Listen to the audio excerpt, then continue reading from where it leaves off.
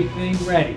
Our plan is ready, our actors are ready, we've got our location all scouted out and set up, we've got our tripod. What are we missing? Our camera. Usually in a video class I would think we should talk about cameras first. But what did we talk about first? We talked about sound first. I'm emphasizing once again, the video is not the most important part, it's the sound that's most important, the audio. In fact, the video can be quite average, mediocre, even poor, even low quality video. Just an image people can see, but it's the audio that really helps them understand what's happening, that explains things. Now, of course, if you're making a video and you want to use images to explain things, then there's certain things you can do. You need to pay attention to that. But in general, don't worry about your video camera too much. Let's begin with a basic rule. Don't try to use a camera you don't understand. That's kind of important. If you have an expensive camera, or your department has an expensive camera, or your friend or brother or sister has a high-end camera, and you borrow that camera and you don't know how to use it, what are all these buttons? You push the wrong buttons and there's no way to get back. There's no way to know how to get just the video you need. That's the problem with those high-end cameras. They do a lot of things, but you don't need a lot of things. You just need to record your image. So, we've said from the beginning, maybe just a phone will work for you. Yes, that's true. But of course, something like an iPhone can give you an HD, a high definition image. But you don't need a high definition image. You can use a low definition image, which we used to call SD, standard deviation. Standard definition, not deviation. I'm stuck on statistics. So, standard definition and high definition, what's the difference? Well, my point is not a big difference. Sound is where the difference is. Now, of course, if you need to show something really clear on the screen like text, where you need to have a screenshot like my screenshot here, I need to use HD. If I don't use HD, the screen will not be clear. But if you're just showing people with a background, you maybe don't need that clear. So maybe your department has an old camera, but it's easy to use. Maybe someone in your family has a camera you can borrow, or even buy from them, or even just ask them to give you. There are so many video cameras around that people don't use anymore. You can take something like that. Maybe you have a video camera that records to tape, and maybe there's an output that can get that tape into your computer. There are many ways to do that. You just Google that on the internet and you'll find that. So my point is, don't worry about the camera. Here's what you should be doing with your camera. Feel comfortable with your camera. Use your camera. Test your camera. Figure out what every button is so you know how it works. Then when you go on location and your actors are ready, your group is ready, everything is set up, your sound is ready, you know how to work that camera. You know how to turn it on and get the image you want. Some cameras have some features or some usages that are very interesting, create some interesting shots. Go online and learn about those a little bit. Simplicity, though, is the key point.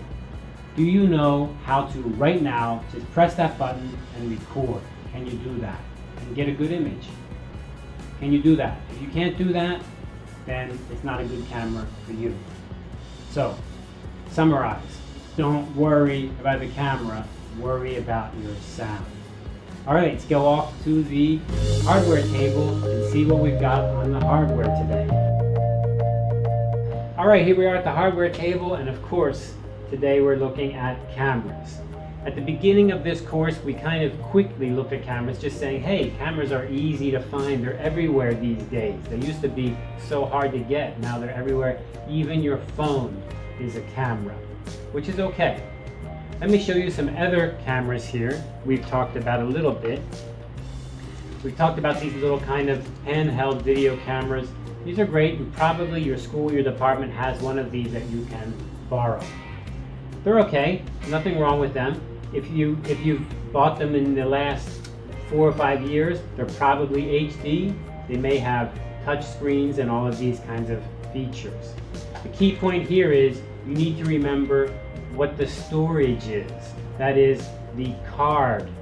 Probably going to use an SD card. Make sure you get the right kind of SD card and make sure you have extra ones, because when you go shooting, you're going to use up the space very quickly, and if you run out of SD cards, you only took one, but your video is only half shot, what are you going to do? So be very careful about that. Make sure you have enough, and make sure you have the right ones, because my experience is that the different speeds match different cameras, so the different specifications of SD cards. Another important thing to remember is you cannot just buy an SD card and hope it works with your camera, because these SD cards come in all different sizes, right? Could be 30 gigabytes, 100 gigabytes. I think now you can even get them up to a terabyte. The question is, can your camera use it? So you need to check the specification of the camera. If you don't have the manual, then go online and Google it, check it out. It'll say something like maximum 16 gigabytes or maximum 32. That means if you buy a card bigger, it won't work. Or maybe it'll work, but it will only save that smaller amount of storage. My experience is it usually just doesn't work. You put it in and it says no card.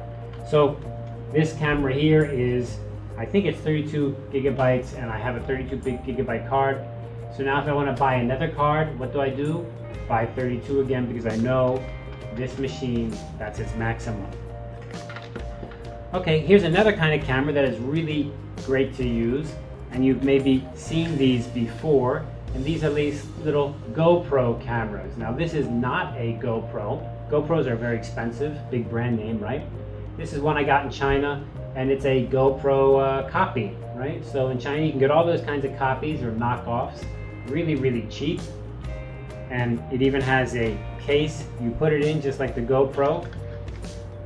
And you can put this on your helmet, or you can put this on a tripod. And these actually can film in HD even, and give some really good pictures.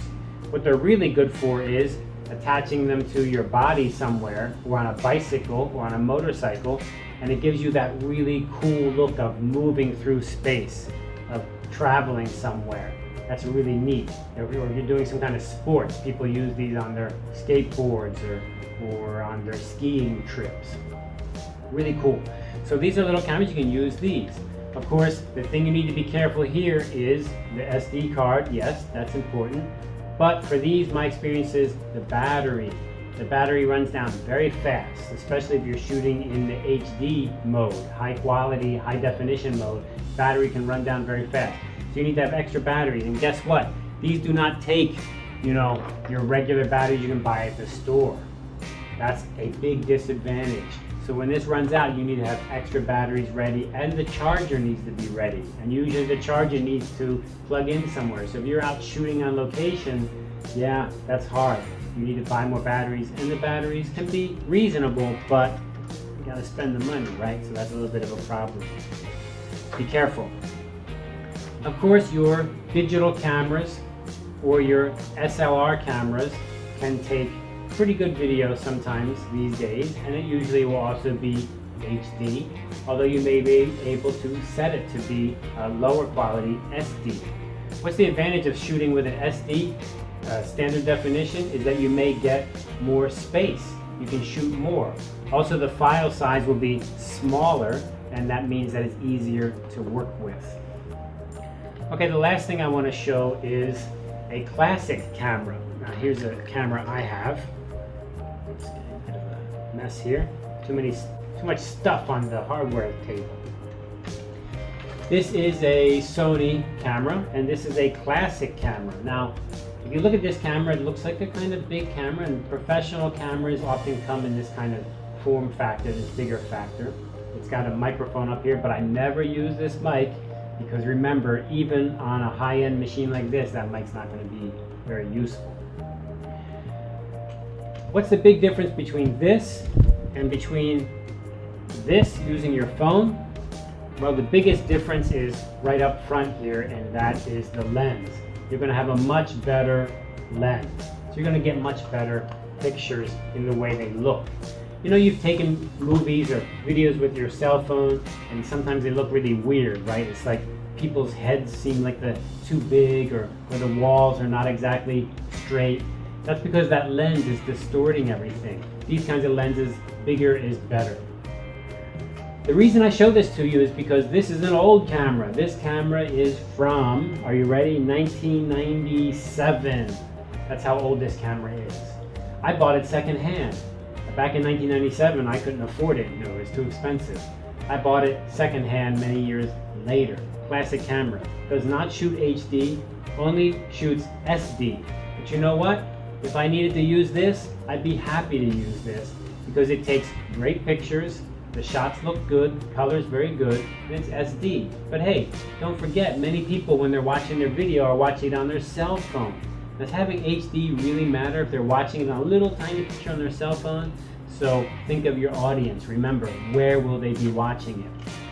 You can get a camera like this used or from someone who doesn't even want it anymore. I bet there's so many cameras like this lying around that are really good, have a good lens on them, can take good pictures, and you know what? The owner doesn't even want it. They'll probably throw it away someday. But if you can see it, someone in your family has one, grab it and you can use that. Okay, so that's the camera. I think the main point is relax. There's many options, and you know what? The most time you spend should be on your sound, not on your camera. So go out there and make a good video, get good sound, and take okay pictures, and you'll survive. Good luck.